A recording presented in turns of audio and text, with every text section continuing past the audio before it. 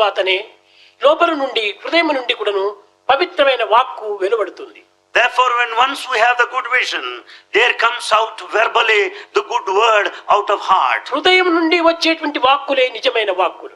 Words that come out of heart are true ones. నాలుక నుంచి వచ్చేటువంటి వాక్కులు కాదు. Not merely out of the tongue. లేక గొంతు నుంచి వచ్చేటువంటి వాక్కులు కాదు. Nor out of the full throat. ఇది హృదయం నుండి ఆవిర్భవించాలి. Words should come out of the heart. ఈ హృదయం నిరంతరం కూడాను కరుణ చేత నిండి ఉండినటువంటిది. In fact, your heart is full of compassion. దానిని హృత్ ప్లస్ దయా హృదయ. That's what is meant, hrit plus daya. కాబట్టి హృదయం అనేటువంటిది కేవలం దయ చేత నింపుకోవాలి. Therefore, we should fill our hearts with compassion.